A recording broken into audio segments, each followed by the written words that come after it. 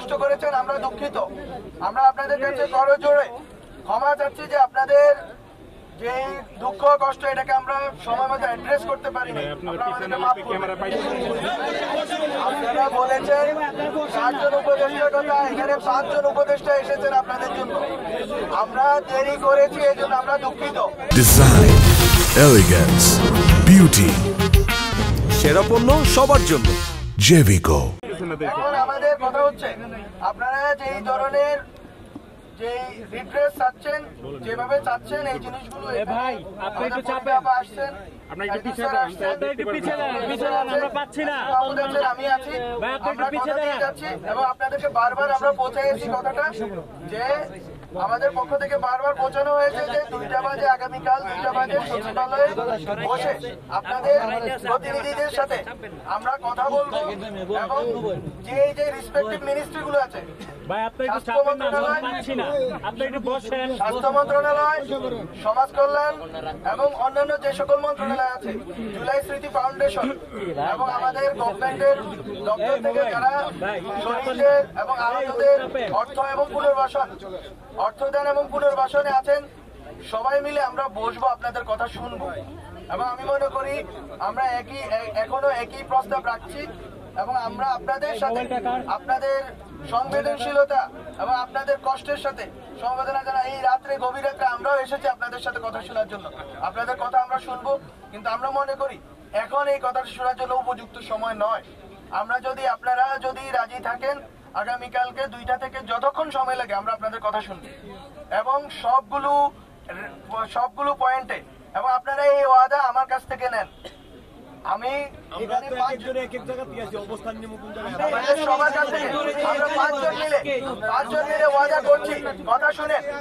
5 জন মিলে না, আজকে করলে এটা আধুরা কথা হবে, এই কথার কোনো বাস্তবিক কোনো ফলাফল আপনারা পাবেন না। আপনাদের জন্যই বলছি, যদি একটি আলোচনা হয় যে আলোচনাতে সবগুলো স্টেক হোল্ডার থাকবেন, তাহলে আপনারা এই রূপরেখা পাবেন। এবং আমরা আলোচনা করে এসেছি যে আগামী ডিসেম্বরের ভেতরে যতজন আহত আছেন, শহীদদের ব্যাপারে তো আমরা একটা স্পষ্ট অবস্থান, এবং আপনারা দেখতে পাচ্ছেন যে বিভিন্ন জায়গায় আমরা অনুদানের কার্যক্রমগুলো চলছে, কিন্তু আহতদের জিনিসটা হয়তো আমরা এখনো পর্যন্ত সঠিকভাবে আপনাদের পর্যাপ্ত আমরা আপনাদের সমর্থন এবং সহযোগিতা করতে পারিনি, আমরা দুঃখিত। কিন্তু আমরা মনে করি আগামী ডিসেম্বরের ভেতরে একটি রূপরেখা আপনাদের দিক থেকে আসুক এবং সব স্টেক হোল্ডাররা মিলে বসে আগামী ডিসেম্বরের ভেতরে আমরা সব আহত, পুরো বাংলাদেশের সব প্রান্তিক এবং শহরে যেখানেই থাকেন না, যতজন আহত আছেন সবাইকে আমরা চিকিৎসা এবং চিকিৎসার সাথে সাথে পুনর্বাসনের ব্যবস্থা তারপরে স্পষ্টভাবে আমরা অবস্থান নিব। ডিসেম্বর পর্যন্ত আমাদের সময় দেন এবং কালকে এসে বসে আমাদের সাথে আপনারা একটি রূপরেখা তৈরি করার জন্য আমাদের সহযোগিতা করেন।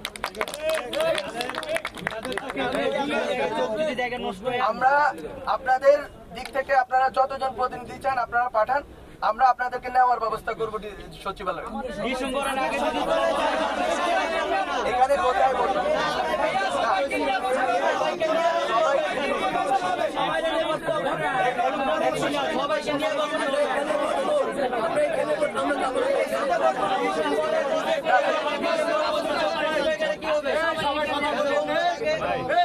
সবাইকে বলতেছি, সবাই কথা বললে এটা সমাধান হবে না। আপনারা সমাধান সালমান কথা বলুক, নাহলে হিল্লাল ভাই কথা বলুক, সবাই কথা বলুন। হিল্লাল ভাই কথা বলেন, হিল্লাল ভাই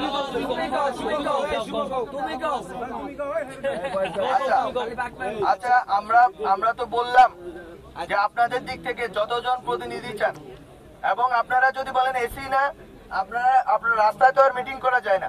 মিটিং যদি হয় আমরা দুঃখিত, বললাম তো আমরা দুঃখিত, আমরাও একই সাথে আপনাদের সাথে আন্দোলন করেছি। আপনারা হয়তো আমাদের চেয়ে বেশি আহত হয়েছেন, আপনাদের প্রতি আমাদের দায়বদ্ধতা আজীবন, এবং আমরা শুধু এই গভর্নমেন্টের দিকে থেকে না, আজীবন এই গভর্নমেন্ট পড়ার পরেও যত লড়াই থাকবে আপনাদের সাথে মিলিয়ে লড়বো। আপনারা আমাদের ন্যায্যতা, আপনারা না থাকলে এই গভর্নমেন্টের কোনো ন্যায্যতা নাই।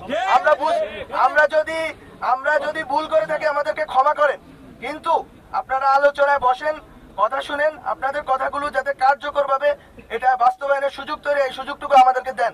ঠিক আছে।